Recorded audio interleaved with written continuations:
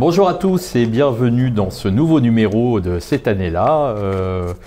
Comme d'habitude, toujours avec la même équipe, une excellente équipe. On a autour de moi, on va retrouver François Bousquet. Bonjour François. Bonjour. Ça fait 2 mois qu'on ne vous avait pas vu. Oui, j'ai pas pu être là pour la précédente série d'enregistrement. Bon, on est très content de vous retrouver. Rodolphe Carte qui maintenant est devenu un habitué. Bonjour Patrick. Olivier François. Bonjour Patrick. Vous allez bien Olivier? Ça va très bien. Très bien. Et Christophe. Bonjour à tous. Bonjour à tous.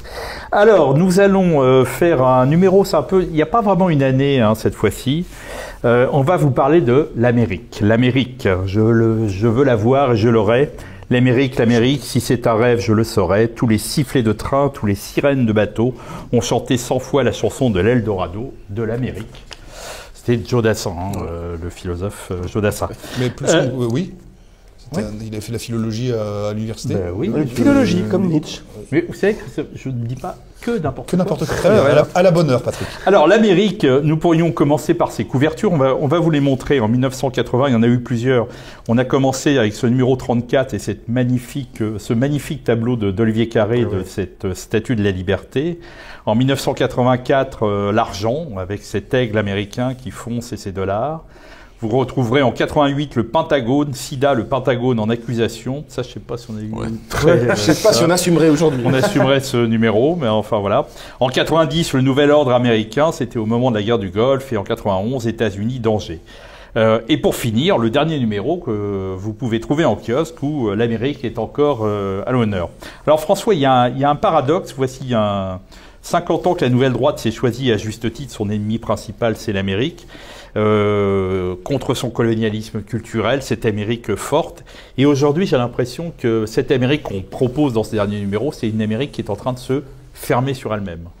Oui, alors c'est une Amérique plutôt, les trois figures que nous avons choisies, Musk, alors se fermer sur elle-même, non, parce qu'il y a une projection verticale chez Musk, mais en tout cas pour Trump et pour Carlson, oui, c'est une Amérique pour Carlson paléoconservatrice, pas néoconservatrice, et globalement assez isolationniste, qui ne veut pas se projeter sur des théâtres d'opérations extérieures comme les néocons, qui ont exporté des guerres contre les États voyous. En réalité, l'État profond est un État voyou. Donc c'est une autre Amérique, c'est peut-être une contre-Amérique, c'est peut-être un contre-point dans l'histoire de l'AND, qui est limpide, vous l'avez dit. Nous avons identifié que le libérateur des Européens, avec toutes les guillemets d'usage, qu'il est temps de s'en libérer. Vous évoquiez une colonisation culturelle, oui, c'est le soft power, qui nous a colonisé mentalement. Ça a été très très peu étudié, comme l'ont montré Fourquet et Casselli dans les bouquins. L'américanisation en 1918 a été très abondamment documentée. En 45 aussi, mais des années 80-90, assez peu. Au final, ce qu'ils appellent la couche yankee, Fourquet et Casselli, domine l'ensemble du spectre sociologique français, de la France d'en bas, de la France du milieu, de la France d'en haut. Donc nous sommes mentalement colonisés, mais nous sommes économiquement colonisés. C'est ce que dit également Emmanuel Todd dans La défaite de l'Occident. Il parle d'un nihilisme économique, la destruction des pipelines Nord Stream, et le consentement allemand et européen à cette destruction, qui est une destruction économique, c'est-à-dire qu'on frappe l'économie européenne. Il y a une guerre culturelle, il y a une guerre économique, il y a une guerre géopolitique, donc elle est totale, cette guerre des Américains contre l'Europe. L'extraterritorialité du droit américain est une sorte de raquette internationale. Il y a encore des gens avec cela dans nos entourages, pas éléments, qui nous expliquent qu'il y a un ami américain. Non, il n'y a pas d'ami américain. Il y a une hostilité continue depuis la fin de la guerre de l'Europe vis-à-vis des États-Unis, mais il n'empêche. C'est une civilisation qui a su produire des gens de la nature de Elon Musk, en tout cas les attirer. Donc c'est pour raison pour laquelle on a choisi Musk, parce qu'il nous semble être la figure emblématique du 21e siècle, en tout cas pour moi, peut-être pas pour la totalité des rédactions. Tucker Carlson, parce que je rêve, moi, que la France produise d'un Tucker Carlson. Je le dis aux téléspectateurs de TV Liberté, il faut imaginer un mélange de CNews et de TV Liberté. c'est qu'on n'a que CNews en France. C'est-à-dire qu'on n'a qu'une droite conservatrice, catho-conservatrice. Mais on n'a pas une droite punchy, populiste. Or, Carlson fait le lien entre toutes ces figures de la contestation. C'est un showman exceptionnel. Il parle aujourd'hui à 200 millions de personnes. En tout cas, l'entretien qu'il a donné à Poutine, c'est 200 millions de personnes. Alors certes, on ne va pas tout juger au nombre de vues, bien sûr, mais quand même, c'est-à-dire que les voix dissidentes peuvent porter. Donc tout ça fait que, oui, on a voulu introduire un tout petit contrepoint. On l'avait fait par le passé. L'Amérique qu'on aime, mais comme j'ai eu l'occasion de le dire, je trouvais que l'Amérique qu'on aimait, c'était l'Amérique littéraire, cinématographique, et c'était assez commode d'aimer cette Amérique-là, puisque oui, on aime tous Faulkner, enfin j'adore Faulkner, et quantité d'autres auteurs américains, mais c'était assez germano-pratin. Or non, il y a en Amérique des figures intéressantes, il ne faut pas qu'on passe à côté, raison pour laquelle on a voulu dans le dernier numéro mettre en couverture les dynamiteurs du système, donc Trump, qui est un peu un cas particulier, Musk, évidemment, mais aussi Tucker Carlson. Rodolphe, vous qui représentez cette jeune génération, cette Amérique, elle fait rêver encore ou c'est on voit bien qu'un Trump ou un Elon Musk fait fantasmer beaucoup de jeunes et se disent c'est un héros comme ça qu'on aimerait bien avoir aujourd'hui. Bah moi qui avais fait un article sur les néoconservateurs, c'est vrai que cette Amérique isolationniste, protectionniste, paléoconservatrice, elle peut me plaire. Justement parce que c'est c'est des Américains qui ne se mêleraient pas ou du moins des intérêts européens et notamment français. Donc moi avec ce genre d'Américains, je peux absolument faire alliance. Mais par contre, comme vous le mentionnez, il y a toute une partie de la jeunesse aujourd'hui qui a un véritable tropisme américain dans le sens occidentaliste. Ça a été un peu le sujet de mon livre, de mon dernier livre, Feu sur la droite nationale, où j'expliquais justement, où j'essayais de critiquer cette position d'ouverture, mais à mon avis qui est une position de soumission à l'ensemble occidental, mettait dedans les États-Unis, l'Australie, la Nouvelle-Zélande et même Israël, enfin tout cet axe vraiment un peu choc de civilisation de Samuel Huntington. Mais par contre, là aussi, dernièrement, je relisais un livre assez intéressant qui nous ramène quelques décennies en arrière, qui est le livre Prussianité et socialisme de Spengler. Et ce qui est assez intéressant, c'est que Spengler montre bien que le destin de l'homme faustien, de l'homme blanc européen, justement, il allait se polariser sur ces deux figures. D'un côté, la figure du chevalier teutonique enraciné, prussien, pour une société organiste, holiste, ce genre de choses. Et de l'autre côté, le modèle du viking dans la rapine, qui s'ouvre, qui va donner l'anglais, qui va donner justement l'américain. Et aujourd'hui, disons que ce débat, on le retrouve, alors bien sûr pas sur ces mêmes configurations. Et moi, je penche très volontairement pour l'homme européen enraciné dans sa terre contre cet homme sur l'opposition terre-mer entre guillemets. Mais aujourd'hui, il faut l'évoquer, il y a toute une partie comme ça de la jeunesse qui se revendique d'une mentalité américaine, d'une mentalité libérale, progressiste, très technophile et qui peut prendre aisément une figure comme Elon Musk comme justement une figure exemplaire. Alors il l'est peut-être sur certains points évidemment, mais par contre à mon avis elle est tout à fait aussi critiquable sur d'autres. Alors en même temps, il y a une sorte de paradoxe parce que quand on écoute Trump, il n'a qu'une envie, c'est de laisser tomber l'Europe. Et l'Europe est en train de paniquer alors que ça devrait, nous réjouir parce qu'on va peut-être pouvoir prendre notre destin en main. Mais c'est pas le cas. Alors, mais on panique. Mais c'est pas le cas. Alors c'est tout l'enjeu du bouquin de Todd. C'est que l'Europe moribonde, l'Europe qui s'est économiquement écroulée sur elle-même, dans sa dette, avec des États faillis, a besoin d'un protecteur. Alors les petits pays européens, c'est ce que dit Todd, avaient besoin d'un protecteur. Ils pensaient aux pays scandinaves, en l'occurrence Suède et autres. Mais désormais, c'est la France et l'Allemagne qui ont besoin du parapluie américain. Alors que, en tout cas, pour ce qui est de Trump, il y a un souci isolationniste qui est une tentation de la politique étrangère américaine chez Jackson et quantité d'autres présidents qui réaffleure et qui revient. Et les Européens pris de panique, comment on va devoir nous occuper nous-mêmes de l'OTAN sans le parapluie américain. C'est moi je suis presque plus inquiet de la situation européenne et française que la situation américaine qui est catastrophique certes, mais j'ai eu l'occasion de le dire dans un précédent numéro de TV Liberté, aux États-Unis se met en place un extrême Occident. On peut le contester, cet extrême Occident. L'opposition terre-mer est quand même relativement, il faut quand même largement la nuancer, puisque à ce compte-là, il faut quand même évacuer la mer de l'Europe qui est Athènes, qui est une civilisation maritime, thalassocratique. Donc il faut quand même nuancer la lecture schmittienne, qui est une lecture assez manichéenne. Manichéenne. Mais pour Musk, oui, ce sont des colons. Les Américains, nous sommes des indigènes attachés à nos terres. C'est une distinction qui est chère à Hervé Juvin. L'indigène est attaché à sa terre. L'Américain est un colon. C'est un colon, quand il franchit l'Atlantique et qu'il quitte l'Europe, la Babylone européenne, c'est pour créer un nouveau monde. Ouais. Et ce nouveau monde, désormais, il n'est plus thalassocratique, il n'est plus océanique, il n'est plus maritime, il est spatial. C'est une énorme différence. C'est que désormais, après avoir colonisé toutes les terres émergées, on va coloniser l'espace. Moi, je veux bien qu'on dise, nous, en Europe, mais c'est ce qu'on fait. Oui, bon, c'est etc. Non, de deux choses l'une. Ou on accepte d'être dépassé, on sera les derniers mohicans du monde. Moi, je veux bien, dans un zoo. Mais c'est pas le sort que je nous souhaite à nous, Européens, de finir comme les derniers mohicans. Donc on peut camper sur des positions technophobes, ce que nous faisons parfois.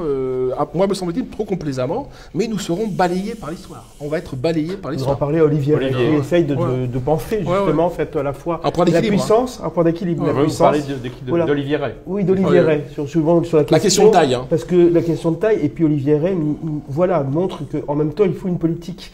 Il faut une souveraineté. Oui, et que la souveraineté se fait aussi avec des instruments. Tout en critiquant évidemment la société technique, le système technicien, pour parler des luttes. Simplement sur les États-Unis, je trouve que dans nos milieux en général, que ce soit pour être américanophile et rêver, comme certains, d'une grande alliance occidentale, ou pour se réfugier dans un anti-impérialisme un peu naïf et un peu limité, je trouve, parfois. Je trouve que, par exemple, moi je tiens beaucoup à la notion de troisième voie, à la notion de troisième, pas la troisième théorie politique comme dit Dugin, mais de troisième voie. Et souvent, sous prétexte que l'impérialisme américain était nocif pour l'Europe, on a tendance à regarder avec des yeux de chimène d'autres mondes, que ce soit le monde russe, pour lequel j'ai évidemment beaucoup de sympathie culturelle en tout cas, ou le monde chinois. Je pense que la plupart d'entre nous, si nous vivions surtout en Chine, en Russie ce serait un peu différent, on ne pourrait pas y vivre. Ce sont des régimes à certains égards qui sont étrangers à la tradition européenne, je pense. Ouais. Et puis, je ne parle pas de la Russie. Ouais. Mais cette question-là, c'est je pense qu'il ne faut pas tomber de Charib en Scylla, si je puis dire, et sous prétexte d'anti-impérialisme américain. Il faut attaquer l'impérialisme américain en Europe. C'est une réalité continue depuis 70 ans, depuis 80 ans. Je veux dire, nous sommes asphyxiés. Culturel, on a perdu la guerre, on a perdu le hard power, on a perdu le soft power. La guerre culturelle a été gagnée. D'accord, François. Moi, une chose que je vais jusqu'au bout. Je suis obsédé par le bouquin de Fourquier et Casselli sur cette fameuse couche Yankee. Quand il y a un cadre sur deux en France qui a fait au moins un voyage à la Mecque. La Mecque, c'est New York. Un cadre sur deux. Ah oui. À la Mecque, c'est New York. À la Mecque, à la Mecque. La Mecque, c'est New York. Voilà. Je pensais que vous parliez des bourgeois qui allaient à la Mecque. Il y a à peu près 2 Français sur 3 de la population, des catégories populaires, donc votre RN, 2 Français sur 3 qui ont fait le voyage à Disneyland. Aux États-Unis. Ah non. À Euro Disney. Le premier sitting des Gilets jaunes, le premier en date sitting des Gilets jaunes, c'est à Marne-la-Vallée à Disneyland. Ils demandent à ce que le Disney soit ouvert le dimanche. Donc nous sommes la sociologie des prénoms, les bikers. Je découvre dans Fourquier, Casselli que la country qui s'impose paradoxalement, d'abord en Alsace et en Corse, ce qui est fascinant au début. Fascinant. En Corse. Les courtes pailles ont disparu. Ça c'est triste. Parce qu'on adorait nous, ils sont remplacés par les buffalos. Donc oui, on est laminé. Donc il faut attaquer l'Amérique dans le mal qu'elle nous fait. Moi, quand je signe un contrat à la Poste ou dans une banque quelconque, je dois signer une décharge vis-à-vis de cette extraterritorialité du droit américain, puisque ma banque, que soit la Poste, fait des échanges en dollars. Donc je relève du droit américain. C'est surréaliste. Donc nous sommes colonisés. Ça, il faut attaquer l'Amérique là-dessus. Mais pourquoi se priver? Je suis désolé, moi, sur Musk, je sais que ce dossier fait débat. Comment peut-on admirer Napoléon et ne pas aimer Musk? Je veux dire, pour moi, ça n'a aucun sens. C'est les mêmes logiques impériales, prométhéennes. Alors, faisons une critique de l'homo Prometheus. Mais enfin, je veux dire, on a face à nous quelque chose de radicalement nouveau, qui a changé la donne, comme Napoléon l'avait changé en Europe, hein, en exportant la Révolution française. Hein. Donc au moins, regardons-le sans ressentiment. C'est pas parce que nous, Européens, nous ne l'avons pas. On peut d'ailleurs regretter les conséquences de Napoléon, Jean-François, et de l'épopée napoléonienne à justement diffuser le virus révolutionnaire jacobin et le virus nationaliste. Mais ça nous emmènerait trop Olivier, loin. ça va être trop. Le paradoxe, c'est que, et je citais sur un numéro qui date des années 90, où Alain de Benoît disait, il y a le premier banquier du monde, l'Amérique croule sous les dettes, 3300 milliards de dollars pour les personnes privées, 3500 milliards pour les entreprises, 3200 milliards pour les finances publiques. Depuis, ça a explosé. La débâcle des caisses d'épargne va coûter 500 milliards de dollars. Des secteurs entiers de l'industrie, informatique, robotique, automobile, textile, acier sont menacés par la seule erreur de Benoît, c'est par l'invasion japonaise. En fait, c'est l'invasion chinoise qui va se retrouver. C'est que le paradoxe, c'est que l'Amérique n'a jamais été aussi puissante sur un plan culturel et a imposé son modèle, et elle est en train, à l'intérieur, de s'effondrer. De s'effondrer. Le bouquin de Todd est fascinant pour ça. Alors, quelques éléments clés. Il reprend, je crois qu'on a été les premiers en France à l'introduire, hein, les travaux de Angus Deaton et sa femme sur les morts de désespoir, hein, sur l'effondrement de l'espérance de vie dans la classe ouvrière blanche masculine. Hein. Partout, tous les indicateurs de croissance et d'espérance de vie augmentent. Hein, hasta avant le Covid, hein. Sauf pour la classe ouvrière blanche. La crise des opioïdes est fascinante. Hein. On parle de centaines de milliers de morts. C'est dans l'Amérique du milieu principalement, l'Amérique centrale. Hein. Big Pharma a fait en sorte de sanctuariser l'impossibilité de les attaquer. Donc, avec les opioïdes. Hein. Black Lives Matter. Nous, on a eu des émeutes, hein.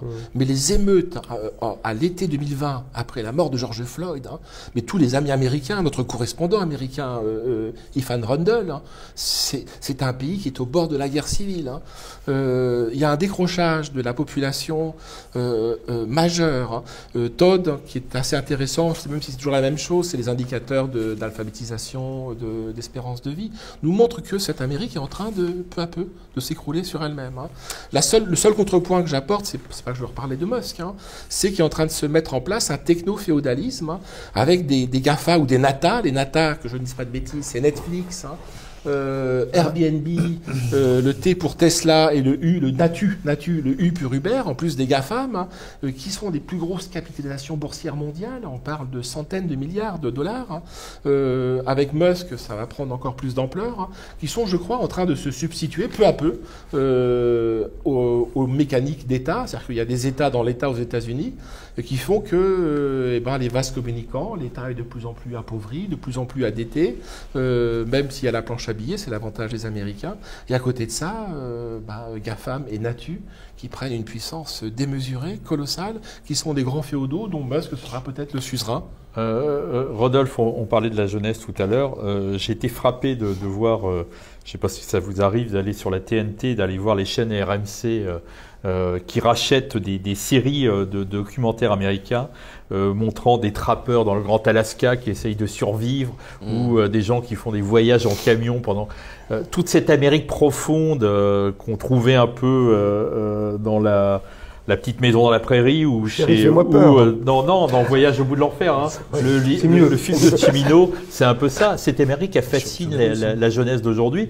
Et quand François dit il s'intéresse à la country, c'est cette Amérique-là qui intéresse le jeune Européen aujourd'hui. Oui, parce qu'elle lui parle. C'est toujours la figure un peu de l'explorateur, du travailleur, de ce genre de choses. Il faut évidemment ne pas éluder les correspondances qu'on a avec certains Américains sur ces points culturels, ce genre de choses. Évidemment que même au niveau historique, la France a aidé l'Amérique à obtenir son indépendance, ce genre de choses. Donc on a évidemment des liens à maintenir. Mais bon, après, demain, si on a envie de redevenir souverain à l'échelle européenne, voire à l'échelle nationale, on sera obligé aussi de concevoir peut-être un divorce, en tout cas.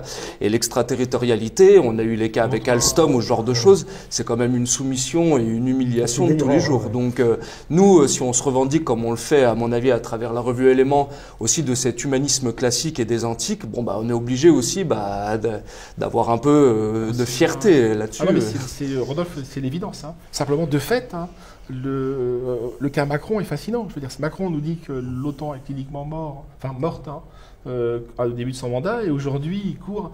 La guerre en Ukraine a montré notre dépendance mortifère.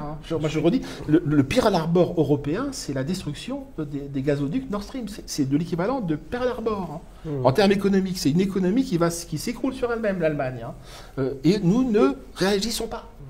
C'est que... Je suis étonné d'une remarque, je fais une petite incise, de remarquer aussi que les codes américains ont contaminé, même y compris des gens qui sont très radicalement anti-américains. Moi, ça m'avait surpris en regardant un documentaire sur Daesh et sur la communication de Daesh. Les codes de Daesh étaient des codes hollywoodiens. J'ai récemment vu une affiche où on voyait Poutine, Bachar el-Assad, le guide de la révolution islamique. C'était d'une organisation anti-impérialiste, entre guillemets, et contre l'Amérique, etc. Les codes étaient hollywoodiens. Les codes de certains films russes, il y a une scène de films historiques de grande production russe sur l'histoire russe, qui sont d'ailleurs tout à fait de bons films intéressants. Je pourrais pas les citer les noms, mais j'en ai vu un récemment sur Stalingrad. C'était des codes américains, c'était un grand film hollywoodien. Alors le cinéma s'y prête, mais voilà, il faut peut-être aussi que l'Europe réinvente un style. C'était la grande question du style de vie, vous voyez, la révolution conservatrice disait le style de vie. C'est important. Est-ce qu'on peut-être au sein de notre débat revenir sur la fragilité américaine, sur la fragilité psychologique, anthropologique, humaine. On parle du déclin. Alors moi, puisque cette année-là, moi, je pense à l'année 86, ce titre de film peut venir sur le déclin de l'Empire américain du réalisateur canadien-québécois Denis Arcand, qu'on avait d'ailleurs interrogé dans le numéro élément sur son film Testament, qui est un film avec des grosses ficelles, mais non, le déclin de l'Empire américain qui est de 86, qui est aussi une année de bascule dans les années 80. C'est un film très beau, où il y a une division homme-femme sur les intellectuels québécois qui parlent, c'est un film très bavard. C'est un film sur la frivolité tragique et la quête à la fois d'un bonheur un peu illusoire et d'une immense efficacité. C'est une critique inversée de la société américaine, puisque les femmes font du sport, les hommes parlent, et on est en 86, c'est un point de bascule aussi, c'est Reagan qui triomphe, mais en même temps il y a cette fragilité américaine où en fait l'économie est catastrophique, l'armée n'a jamais été très puissante, la chute de la guerre américaine, il y a la guerre du Vietnam qui les massacre, la chute de Saïgon, tout ça. Toutes les guerres des et en fait toutes les guerres sont catastrophiques. C'est intéressant, j'ai retrouvé dans le numéro de 91, c'est une analyse de Paul Kennedy qui avait écrit ce livre Naissance et déclin des grandes puissances, et qui disait: les grandes puissances dans leurs années de décadence relative réagissent instinctivement en dépensant plus pour leur sécurité au lieu de consacrer des sommes à l'investissement, et donc aggravent ainsi leurs problèmes à long terme. Et sur les 30 ans après ces années 90, on a vu ce qu'a été la guerre en Irak, la guerre en Afghanistan. Il y a eu une dépense d'énergie de la part des Américains. Que des guerres perdues au niveau collectif et national. En revanche, des guerres gagnées par les intérêts privés. D'où peut-être ce basculement aux États-Unis d'un privé, alors qu'il y avait l'intégration du public et du privé, de plus en plus puissant. Et le paradoxe, comme moi, ce qui me frappe, et Todd le dit, c'est que c'est un pays qui est mort, mais nous aussi, parce qu'il parle de l'Occident, donc de l'Occident au sens occidentaliste du terme, pour le critiquer bien sûr comme nous, qui est mort parce qu'il développe, moi je trouve que c'est assez stimulant, 3 niveaux de civilisation. À partir du protestantisme, on peut faire la même chose pour le catholicisme. C'est qu'il y a un niveau de croyance, c'est la croyance religieuse, donc ça fait une force. La nation américaine, c'est la thèse de Clinton dans son plus grand livre, qui n'est pas le clash des civilisations, qui sommes-nous. Le cœur de l'Amérique, c'est la religion WASP protestante. Une fois que cette religion s'étiole, la nation, le deuxième stade, c'est ce qu'il appelle le stade zombie, c'est-à-dire qu'il y a une image rémanente. On croit plus en Dieu, mais on croit encore à la morale que nous enseignait Dieu. Et il y a le stade où la religion n'est plus du tout active. C'est le stade actuel, c'est le niveau 0. C'est vrai en Europe, c'est vrai aux États-Unis, alors que c'est pas vrai dans aucun autre pays du monde. Mais c'est vrai que dans l'espace, là, pour le coup, occidental. Et est-ce qu'une civilisation survit à cette mort de ses propres croyances? Todd dit que non. Je vois pas en quoi on peut le contester. Sur toutes les sociétés qui ont cessé de croire en leur Dieu, et là, en l'occurrence c'était le Dieu protestant, ne peuvent pas survivre à la mort de ceux qui les a fondés. D'où les indicateurs que prend Todd, qui sont vachement réacs quand on y réfléchit. C'est le mariage pour tous. Il dit que le mariage pour tous, c'est un signe de décadence. Hein. C'est Todd qui parle. Hein. Alors C'est- après, la comme tendance, dirait Patrick, ouais, c'est c'est très un mandarin, c'est que tu m'avais Parfois, opposé. il tourne C'est un peu. Ouais, mais comme- il est semi-courageux. Une anecdote sur Todd qui est Il est- amusante, je trouve. ouais. Il dit, regardez, l'Ukraine, la GPA est autorisée, c'est un signe de décadence. La Russie pratique aussi la GPA de manière assez massive. Ouais, Donc voilà. mais c'est moins l'idéologie trans, disons. Je sais bien, je Bah, sais quand bien. il veut dire- Et de quand- fait, le discours russe, par contre, est un discours très clairement traditionnaliste et conservateur. le discours de Voilà. Poutine pour la journée de la Oui, femme, bien je sûr. veux dire, c'est Oui, oui. c'est un discours conservateur, c'est un magnifique hommage aux femmes, Ouais. et qui est exactement comme pour les Chinois, comme le basculement du Sud global, hein, où justement il y a la puissance est en train de se déplacer. Je veux dire, toutes nos femmes, en tout cas la mienne, hein, je veux dire, la journée de la femme, elle veut la fêter à Moscou. Parce qu'on parle d'elle, hein, je veux dire, on parle pas d'une zombie qui dégenrée, quoi. Qui n'a même Patrick, plus le droit d'être Ou une femme. dérangée. Christophe. Peut-être pour finir, mais on revient, juste pour finir sur une note un peu peut-être générale, en citant James Ellroy, le grand auteur conservateur, le Dahlia Noir et les Confidentiels, sur les deux obsessions un peu générales sur la possession et la culpabilité, qui dit mais quand on parle de déclin, d'effondrement, on ne peut pas perdre. L'Amérique n'est pas en déclin puisqu'elle ne peut pas perdre ce qu'elle n'a jamais possédé. Et voilà, donc je trouve que c'est des choses assez fortes sur ce pays qui une excroissance involontaire de nous-mêmes, qui est fondée sur des choses oui effectivement, comme dit François, le colon, et qui veut absolument à la fois s'implanter d'une manière un peu factice et qui déploie ses ailes d'une manière maladroite et brutale. Rodolphe, en conclusion. Non, rien d'autre à ajouter. Ouais, seulement, sur la question du colon, c'est que la logique du colon, c'est détruire. Et en cela, nous sommes américains. Vraiment, la logique on détruit. Parce qu'on n'est pas indigène, ça n'est pas notre terre. On n'est pas. Et donc, on va détruire la terre. Alors, pardonnez-moi, c'est mon obsession. Voilà, Mars. Voilà. On n'en est pas là. Espérons que les hommes ne détruisent pas Mars ensuite. Parce que Si. c'est une race assez nocive, l'humanité, quand même. Ouais. Mais bon, peut-être que les Martiens nous. Vous y croyez aux Martiens? J'ai envie d'y Très croire. bien, très bien, allons-y. Voilà, on croit aux Martiens. Donc, écoutez, nous on se retrouve dans deux mois, et puis le mois prochain. Dans le c'est mois vous, prochain, mon c'est cher. moi, exactement. Voilà. Avec Bon, plaisir. bonjour chez vous.